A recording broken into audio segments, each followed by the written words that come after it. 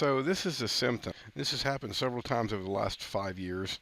But if you come in and your router's not connecting, and you reboot it and everything, and nothing seems to be coming up, and you check your cell modem and you get something like this, where there's no firmware, you get nothing. I mean, almost like there's not anything there.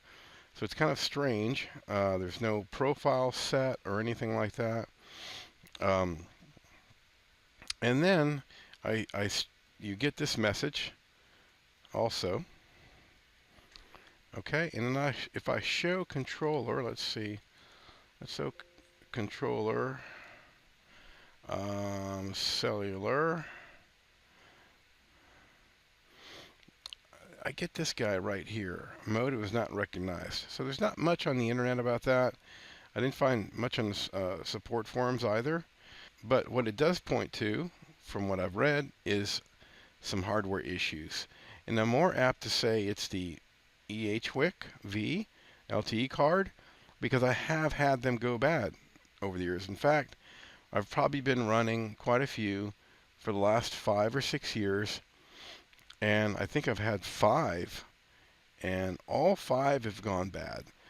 So I'm kind of rethinking, how my grounding situation is on my antennas and things like that. I'm looking beyond, this is kind of beyond these cards going bad, or the routers or things like that causing this. I don't remember if it's been centered around a particular router, because I've had a couple of routers. It's definitely been centered around the Cisco routers. So I have some other LTE modems that are just, off-the-shelf kind of cradle points and things like that. And those seem to be running solid for long periods of time without any troubles. So anyway, that's what the router looks like. And that's it. So hi, this is Anson Garcia, and briefly I'm going to be talking about this Cisco 4G LTE EHWIC, the V version. So this is the Verizon version.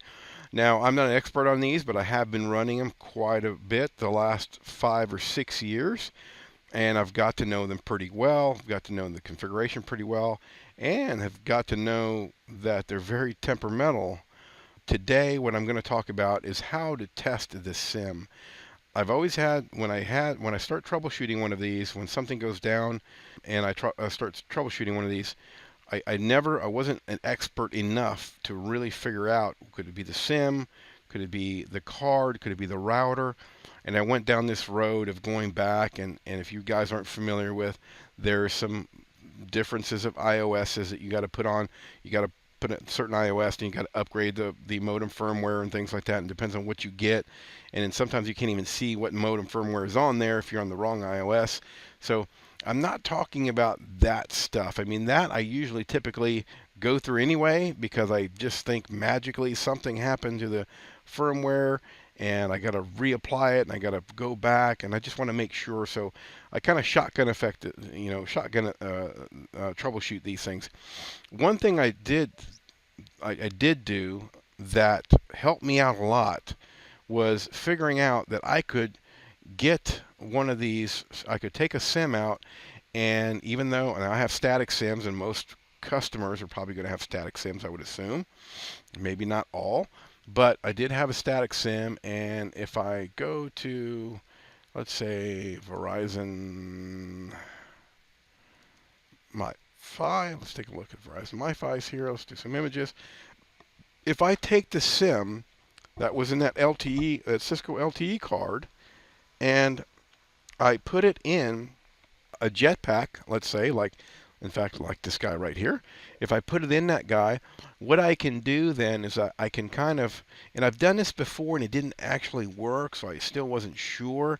I just put the SIM in the MiFi, and it would kind of look like it would work, but I couldn't get to the internet and things like that. Well, one of the things I found out, obviously, I was running a static address with a particular profile on the Cisco router, so I had to actually do this on this guy too. So let's take a look at that. So if you go, if you want to test your SIM out, put your SIM in a MiFi. Here's a MiFi. Obviously, log into the MiFi. The password is going to be your SSID that's on the MiFi.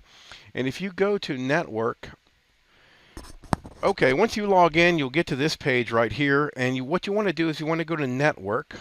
Once you go to network, if you go to WWAN here, the wireless wide area network button, down here you will see this APN.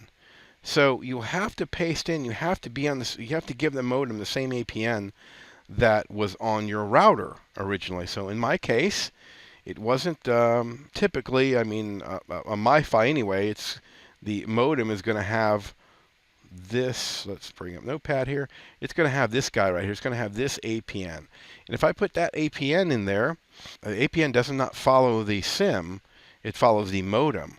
So when I put this SIM in there was configured for a static address, I have to go in the MiFi and change the APN to what the APN was on my Cisco router, what APN I was designated on.